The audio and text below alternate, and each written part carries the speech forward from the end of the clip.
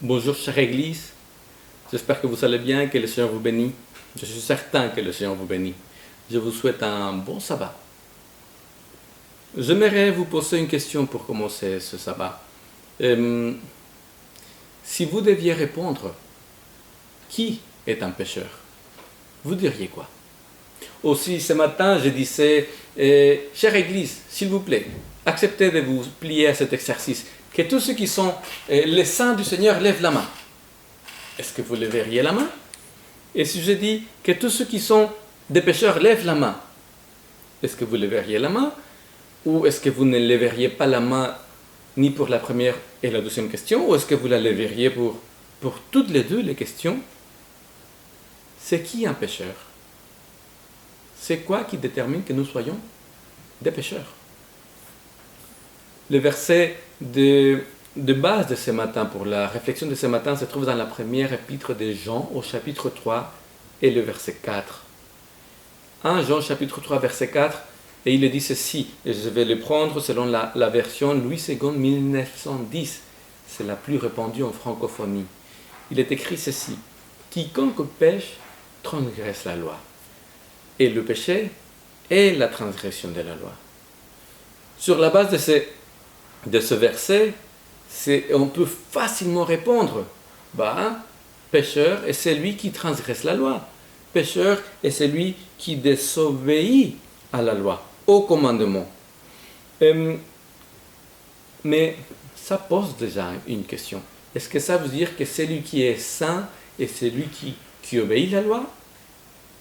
Essayons de répondre à cette question avec la Bible en main. La Bible nous raconte en effet que le jour où Ève et Adam ont décidé d'écouter le serpent, la paix et l'harmonie dans laquelle ils vivaient a été rompue. La Bible nous raconte aussi que ça a été la même chose dans le ciel. Quand les anges, un tiers des anges, ont donné écoute à Lucifer, la paix et l'harmonie dans l'univers ont été aussi rompues. Et ça, voilà comment le péché est entré dans le monde et dans l'univers. Où que ce soit que le péché entre, la paix, l'harmonie, la confiance, l'amitié, tout ça est brouillé, rompu, cassé, tordu. Et à la place arrive la méfiance, la discorde, la douleur, la souffrance et la mort. Et la Bible dit que ce péché ne peut pas finir que si le péché est éliminé à jamais et vraiment de l'univers. Et c'est une promesse que la Bible dit, Dieu va le faire. Mais comment va-t-il s'y prendre pour s'assurer que plus jamais le péché ne revienne dans l'univers? Reprenons le récit de la création, Genèse au chapitre 3. Quand on parle aux croyants, on leur demande: est-ce que tu pourrais résumer ce qui s'est passé au jardin d'Éden? La plupart des personnes disent comme ceci: Dieu a interdit à Ève et à Adam de manger du fruit de l'arbre de la connaissance du bien et du mal. Ils sont désobéis et donc Dieu, c'est pour ça qu'il les a chassés du paradis. Et nous en payons les conséquences. Et assez souvent, j'entends les personnes dire: tout de même, pour un simple petit fruit, c'est quand même un peu trop, non? Je veux dire, c'est un petit péché, c'est pas comme si c'était en train de tuer quelqu'un. Et tout ça pour un fruit. Peut-être que Dieu aurait pu faire autrement. La question est celle-ci, je pense. Quel a été le péché d'Adam et Ève? La désobéissance. La plupart des personnes répondent comme ça, instinctivement. Ils sont désobéis, donc ils ont été chassés du jardin d'Éden. Mais qu'est-ce que le récit biblique, lui, raconte? C'est vrai, le Seigneur a dit: ne mange pas de ce fruit, sinon tu mourras. Si on remarque ce que le récit raconte, on va se rendre compte que Satan n'a pas poussé Ève et Adam à la désobéissance. Il ne leur a pas dit: donc Dieu a dit de ne pas manger de ce fruit-là, c'est pas grave, mange quand même. Satan n'a pas fait ça. Qu'est-ce qu'il a fait, lui, quand il a demandé à Ève: s'il pouvait manger de tous les fruits, s'il ne pouvait pas manger de tous les fruits du jardin, Ève a dit non, on peut manger de tous les fruits, sauf de celui-ci, parce que Dieu a dit si nous en mangeons, nous allons mourir. Et le serpent dit à la femme, pas du tout, vous ne mourrez pas. Dieu le sait. Le jour où vous en mangerez, vos yeux s'ouvriront et vous serez comme des dieux qui connaissent ce qui est bon et ce qui est mauvais. Satan n'a pas incité à la désobéissance, il a incité à la méfiance. En fait, il leur a dit, Dieu vous ment, il ne vous dit pas tout, il est arbitraire, il garde le meilleur pour lui-même, car en fait, il ne vous fait pas confiance. Et en plus, il montre combien il est dur, parce que si vous mangez, tout de suite, vous allez mourir. Il est sévère, ce Dieu-là. Il est disposé à vous tuer si vous ne faites pas ce qu'il vous demande. Voilà tout ce que les paroles de Satan impliquent directement. Il présente Dieu de cette façon-là. En fait, le dilemme d'Adam et Ève, ce n'était pas celui de désobéir ou pas. Le dilemme d'Adam et Ève était celui de continuer à faire confiance à Dieu ou pas. Et finalement, leur péché a été leur rupture de confiance en Dieu. Ils lui ont tourné le dos. Ils ont adopté un esprit de rébellion, d'opposition à Dieu. C'est par cette rupture de confiance des relations que l'homme a choisi que le péché est entré dans le monde. La désobéissance n'a été que le fruit naturel de cette rupture de confiance, de cette prise de position, de cette nouvelle mentalité opposée au Seigneur. C'est la même chose que la Bible laisse comprendre quand on parle de Apocalypse chapitre 12. Si un tiers des anges se rebellent contre le Seigneur, c'est parce qu'ils sont finis de lui faire confiance. C'est parce qu'ils sont adhérés à l'image que Satan leur a donnée du caractère de Dieu. Dans la Bible donc, le péché ce n'est pas la désobéissance, ce n'est pas la transgression de la loi. Il est le péché dans son essence, il est la rupture de confiance en Dieu, un esprit de rébellion à son égard. Mais nous avons un problème, parce qu'alors nous revenons dans la première épître de Jean, chapitre 3, verset 4, nous l'avons lu, quiconque pêche transgresse la loi, et le péché est la transgression de la loi. Il est clairement dit, en tout cas, on dirait qu'il est vraiment très clairement dit que le péché, c'est la transgression de la loi. Celle-ci est en effet, comme je vous ai déjà dit, la traduction la plus courante en francophonie. Mais à vrai dire, c'est une traduction assez libre du texte grec. Le texte grec ne dit pas la transgression de la loi, c'est péché, ou pour reprendre le texte, le péché est la transgression de la loi. Le texte grec dit ceci, le péché est anomia. C'est quoi anomia? En grec, littéralement, c'est l'absence de loi. C'est sans loi. Et ce mot est là pour traduire un état d'esprit, une mentalité, une attitude. Il y a d'ailleurs d'autres versions de la Bible, d'autres traductions qui ont traduit comme ceci. Et je vais partager avec vous plusieurs de ces traductions. La Nouvelle Français courante le dit comme ceci. Celui qui pêche rejette la loi de Dieu. Car pécher, c'est rejeter la loi de Dieu. La Nouvelle Bible seconde dit comme ceci. Quiconque fait le péché fait aussi le mal. C'est le péché qui est le mal.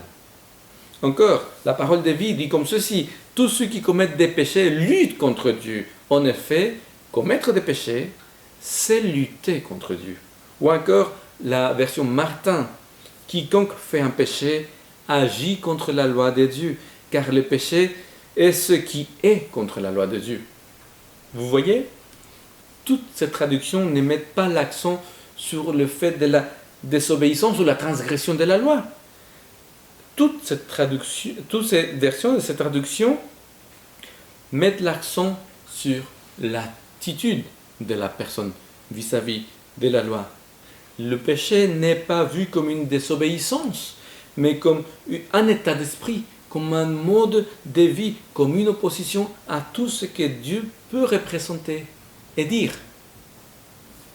Cela veut dire que la solution au péché, ce n'est pas l'obéissance. Si le péché, ce n'est pas la désobéissance, sa solution ne peut pas être l'obéissance. Je me rappelle quand j'étais dans les 3 dernières années d'études avant l'université, donc le lycée pour la France, et le secondaire, l'école secondaire pour la Belgique, je me rappelle qu'on était dans l'internat de l'église, et il y avait beaucoup de règles qui pour nous étaient absurdes, pour nous autres étudiants. La question c'est, est-ce que nous obéissons à ces règles? Bien sûr que nous les obéissons, nous les suivions au pied de la lettre, devant les employés de l'institution. Mais dès qu'ils savaient le dos tourné, nous amusions à les enfreindre, à rompre les règles, à vivre autrement. Ça veut dire quoi? Ça veut dire que nous pouvons avoir la même attitude vis-à-vis de la loi de Dieu. Je peux obéir la loi de Dieu par peur, par obligation, par tradition, parce que à ce moment-là, c'est ce qui m'arrange le mieux, par opportunisme, je peux obéir la loi de Dieu comme ça, tout en gardant un état d'esprit qui s'oppose profondément au Seigneur. Ça veut dire que l'obéissance n'est pas la preuve que ce soit en paix et en relation avec le Seigneur. Regardez les pharisiens par exemple. Est-ce qu'ils obéissaient aux règles mieux que personne? Est-ce qu'ils étaient en communion avec Jésus, Dieu sur terre? Pas du tout. Vous voyez? Ce n'est pas parce qu'on obéit qu'on a résolu le problème du péché. Est-ce que les pharisiens sont devenus des saints sans tache et sans défaut parce qu'ils étaient des super obéissantes personnes? Pas du tout. Ça veut dire que si un jour le Seigneur veut faire disparaître à jamais le problème du péché, il ne doit pas se concentrer sur le fait que nous obéissions ou pas. Il doit se concentrer ailleurs. Si le péché c'est une attitude de rébellion contre le Seigneur, alors c'est ça que le Seigneur doit faire disparaître de l'univers. Il doit s'arranger pour que du cœur des personnes, de toutes les créatures de l'univers, disparaisse la méfiance à son égard. Dieu doit reconquérir la confiance de ses créatures.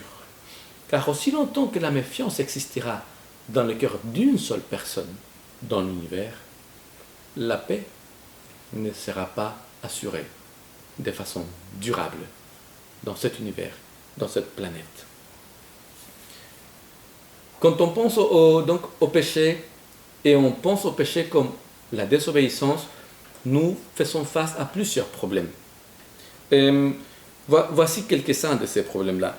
Si le péché c'est désobéir, alors le seul but de la loi que Dieu a donné a été celui de démontrer de manière arbitraire que lui, il a la puissance, et le seul objectif de la loi serait aussi de nous mettre à l'épreuve. Imaginez ceci, le Seigneur dit, je vais créer les êtres humains, c'est chouette, ils vont avoir tout ce qu'ils veulent, mais pour être sûr qu'ils m'aiment, je vais leur donner 10 règles, 10 lois. S'ils suivent ces lois, je vais les bénir et je vais tout leur donner. Mais s'ils ne suivent pas cette loi, alors je vais les tuer. Si le péché c'est la désobéissance, alors ça serait le seul but de la loi du Seigneur. Mais est-ce que vous imaginez Dieu comme cela? Un Dieu qui dit ou tu m'obéis ou je te tue, ça sonne comme une tyrannie, n'est-ce pas? Comme une dictature. Est-ce que vous voyez comme ça le Seigneur? Est-ce que vous voudrez vivre avec un Dieu pareil pour l'éternité? Si en plus le péché était la désobéissance, nous serions déjà tous morts. Pourquoi? La Bible dit tous ont péché. Romains chapitre 3, verset 23. Nous avons tous péché. Et donc, Romains 6, verset 23, nous méritons tous la mort. Alors, puisque nous avons tous péché, nous devrions être déjà morts, n'est-ce pas? Oui, diront certains, mais nous avons confessé nos péchés. Et d'autres diront, oui, mais et en plus, Dieu nous a pardonné. C'est vrai. Nous confessons et le Seigneur nous pardonne. Mais est-ce que depuis nous n'avons plus péché? Ou est-ce que nous pouvons assurer que nous n'allons plus jamais pécher de toute notre vie? Rappelons-nous ce que la Bible dit. C'est lui qui dit être sans péché est un menteur et rend le Seigneur menteur. Si le péché c'est la transgression de la loi, qu'est-ce que vous pensez que le Seigneur pense de nous quand il nous voit pécher? Bien sûr, revenir vers lui, confesser et recevoir son pardon, mais tout de suite après, aller mépriser ce pardon, nous péchons à nouveau. Et ça, on le fait fois après fois après fois. Qu'est-ce que vous pensez que le Seigneur pourrait ressentir à notre égard face à des personnes comme nous? Vous voyez, considérer le péché comme la transgression ne nous mène pas à aimer Dieu. Au mieux, à avoir peur de lui, à se méfier et donc à cultiver une attitude de rébellion à son égard. Est-ce que tu aimerais vivre pour l'éternité avec un Dieu dont tu as peur? Maintenant, si l'essence du péché, c'est la méfiance, la rupture des relations et des confiances, quelle est l'essence de la loi? Jésus, lui, il l'a dit. Il l'a dit en citant des versets de l'Ancien Testament. Jésus a dit, l'essence de la loi, elle est simple. Tu aimeras ton Dieu et tu aimeras ton prochain. Ça veut dire que, et non de plaise à certains, ce que le Seigneur me demande, c'est d'aimer. Ça veut dire que si l'amour c'est l'essence de la loi, quand je n'aime pas le Seigneur et quand je n'aime pas mon prochain, je suis en train de désobéir cette loi. Ça veut dire que mon manque d'amour est péché. Ça veut dire que si je n'aime pas celui qui est à côté de moi, je pêche. C'est facile à dire, mais en réalité, ça pose un grave problème. Est-ce que vous êtes capable de forcer l'amour de quelqu'un? Est-ce que vous pouvez le susciter à coup de commandement? Est-ce que vous pouvez le commander par la peur? Non. L'amour, on ne le commande pas. Ça veut dire que nous ne pouvons pas aimer Dieu et les autres seulement parce que Dieu nous l'ordonne dans sa loi. Pourtant, l'essence de la loi, c'est l'amour. Du coup, est-ce que le Seigneur a dit « Aimez-vous les uns les autres, sinon je vous tue » Est-ce que nous pourrions imaginer un père de famille de la sorte? Un père que chaque matin demande à sa femme et à ses enfants de se mettre en ligne et lui dire « Oui, nous t'aimons, Père », alors qu'ils sont morts de trucs parce qu'autrement il pourrait les tuer. Est-ce que ça pourrait être le Dieu que la Bible présente? Est-ce que ça pourrait vous convenir ou vous plaire? Un type d'amour suscité par la peur? Si ça vous convient, c'est que vous êtes des brutes. Mais le Seigneur, il ne l'est pas. Il n'a pas dit « Aimez-moi ou je vous tue ». Et pourtant, combien de personnes présentent encore l'évangile comme ceci: tu dois aimer le Seigneur parce que si tu ne l'aimes pas, tu vas mourir, tu vas finir en enfer. Est-ce que c'est le type de Dieu avec lequel vous voulez vivre pour l'éternité? Un Dieu dont vous auriez peur?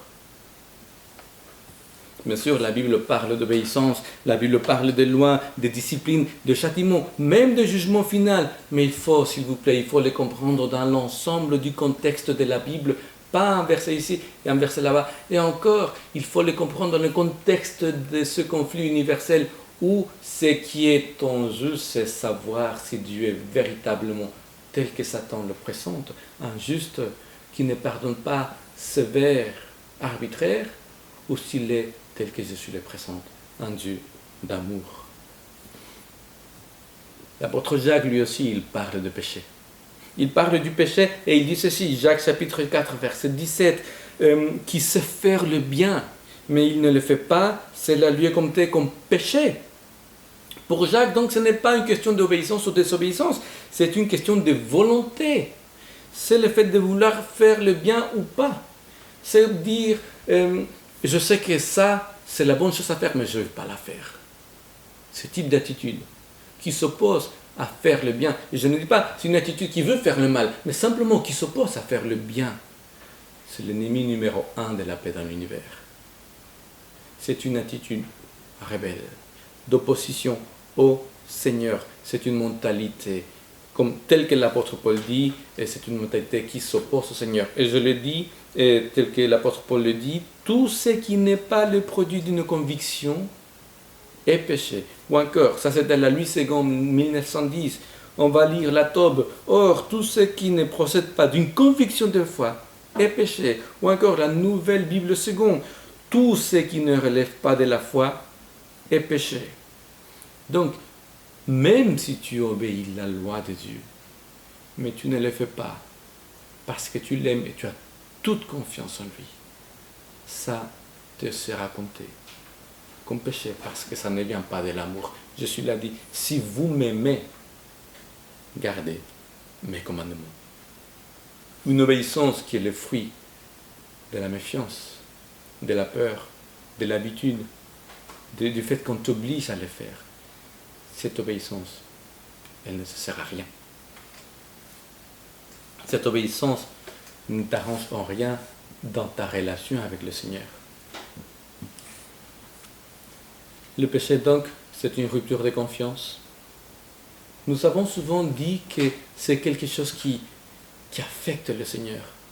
C'est vrai, il n'en est pas indifférent, mais ça ne l'affecte pas lui, ça ne le change pas. Le péché, c'est nous qui change. C'est notre perception de Dieu qui est altérée, notre capacité de le comprendre, de saisir ses intentions. Rappelez-vous d'Ève et Adam, ils pêchent, ils rompent leur relation avec le Seigneur. Et qu'est-ce qui se passe juste après? Dès que le Seigneur s'approche, ils pensent qu'il vient pour les tuer. Ils pensent qu'il vient pour les punir et ils se cachent. Ce n'est pas le Seigneur qui a changé. C'est Ève et Adam, c'est leur cœur qui n'est plus le même. Leur disposition vis-à-vis du Seigneur n'est plus la même. Et ça fait des millénaires que cette disposition rebelle contre Dieu existe. Et l'apôtre Paul parle des conséquences de cette disposition. Romains chapitre 3, versets 10 à 18. Ainsi qu'il est écrit, il n'y a pas de juste, pas même un seul. Il n'y en a pas un qui soit intelligent, il n'y en a pas un qui cherche Dieu. Tous se sont égarés, ensemble ils se sont pervertis. Il n'y en a pas un qui fasse le bien, il n'y en a pas même un seul. Leur gosier est un sépulcre ouvert, ils rusent avec leur langue, ils sont sous leurs lèvres un venin d'aspic. Leur bouche est pleine de malédictions et d'amertume. Ils sont les pieds agiles pour répandre le sang, la destruction et le malheur sont leur chemin. Ils n'ont jamais connu le chemin de la paix, il n'y a pas de crainte de Dieu devant leurs cieux. Romains chapitre 1, versets 21 à 23. Puisque tout en ayant connu Dieu, ils ne l'ont pas glorifié comme Dieu et ne lui ont pas rendu grâce. Mais ils se sont égarés dans des raisonnements futiles et leur cœur sans intelligence a été plongé dans les ténèbres. Se prétendant sages, ils sont devenus fous et ils ont changé la gloire du Dieu impérissable en des images représentant l'être humain périssable, les oiseaux, des quadrupèdes et des reptiles. Versets 28 à 32. Comme ils n'ont pas jugé bon de reconnaître Dieu, Dieu les a livrés à leur manque de jugement, de sorte qu'ils font des choses indignes. Ils sont remplis de toute espèce d'injustice, de méchanceté, d'avidité, de malfaisance, pleins d'envie, de meurtres, de disputes, de ruses, de vices, diffamateurs, médisants, ennemis de Dieu, insolents, orgueilleux, fanfarons, ingénieux pour le mal, rebelles envers leurs parents, sans intelligence, sans loyauté, insensibles, sans compassion. Et bien qu'ils connaissent le juste décret de Dieu, selon lequel ceux qui pratiquent de telles choses méritent la mort, non seulement ils les font eux-mêmes, mais encore, ils approuvent ceux qui les pratiquent. Combien l'histoire humaine aurait été différente si les humains avaient choisi de faire confiance à Dieu. mais à cause de notre méfiance, nous nous mettons contre lui. Encore plus, nous lui empêchons de nous guérir et nous finissons par cueillir le résultat de cet éloignement, de ce péché. Romains chapitre 6, verset 23, vous le connaissez, car le salaire du péché, c'est la mort. Mais comment fera le Seigneur pour réparer autant de choses brisées, cassées, rompues? Comment fera-t-il pour rétablir la confiance dans nos cœurs? Quand quelqu'un arrête de vous faire confiance de façon injustifiée, ça fait mal. Quand nous sommes accusés d'être ce que nous ne sommes pas, d'agir comme nous ne le ferions jamais, quand on dit de nous des choses fausses, ça fait mal. Et notre réaction instinctive, c'est de nous éloigner de ces personnes qu'aujourd'hui on dit des personnes toxiques. Mais dans l'histoire entre Dieu et nous, c'est nous qui sommes les personnes toxiques. Est-ce que cette toxicité finira par éloigner le Seigneur? Est-ce qu'il aura encore envie de venir reprendre une relation avec nous alors que c'est lui qui devra payer les pots cassés, pots que c'est nous qui avons brisés? Voici comment l'apôtre Paul répond à cette question intéressante. Je lis en Romains, il dit ceci: il est vrai que certains d'entre les humains, ont été infidèles. Mais quoi? Dieu renoncera-t-il à être fidèle parce qu'eux ne l'ont pas été? Certainement pas. Et c'est d'ailleurs le message entier de la Bible. Dieu n'a cessé d'agir pour réparer ce qui a été cassé entre lui et nous. Cette relation que nous avons choisi de briser. Romains chapitre 8, verset 3 nous raconte que Dieu a envoyé son Fils Jésus pour résoudre justement le problème du péché. Qui, comme nous l'avons vu, ce n'est pas un problème d'obéissance ou désobéissance, mais c'est un problème de rupture de confiance en Dieu. Je vais le lire, Romains chapitre 8, verset 3. Car, chose impossible à la loi, parce que la chair la rendait sans force, Dieu, en envoyant son propre Fils dans une condition semblable à la chair du péché, en rapport avec le péché, a condamné le péché dans la chair. Ça, c'est la version Nouvelle Bible Seconde. Je vais vous lire la version Parole de vie, qui me semble un peu plus compréhensible. La loi de Moïse ne pouvait pas faire cela, parce que la faiblesse des êtres humains l'a empêché d'agir. Mais Dieu a pu le faire. Il a envoyé son Fils dans un corps semblable à celui des pécheurs, pour les libérer du péché. Par là, Dieu a condamné le péché qui agit dans les êtres humains. Ça veut dire quoi que Jésus est venu pour condamner le péché ou pour nous libérer du péché? Ça dépend de ce que nous considérons être le péché. Si le péché, comme nous avons dit, est la méfiance envers Dieu, le simple fait d'être pardonné ne suffit pas. Parce que le simple fait d'être pardonné n'arrange pas notre relation, notre problème de méfiance à l'égard de Dieu. Ce n'est pas automatique, Dieu te pardonne et c'est bon, du coup, c'est toute la confiance du monde envers le Seigneur. Pour que cette méfiance puisse disparaître, il faut que les accusations de Satan soient répondues. Il faut faire face à ces accusations.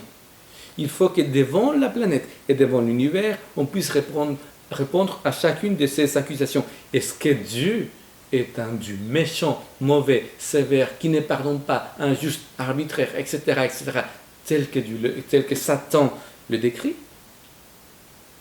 La Bible dit que c'est pour régler le problème du péché que je suis venu.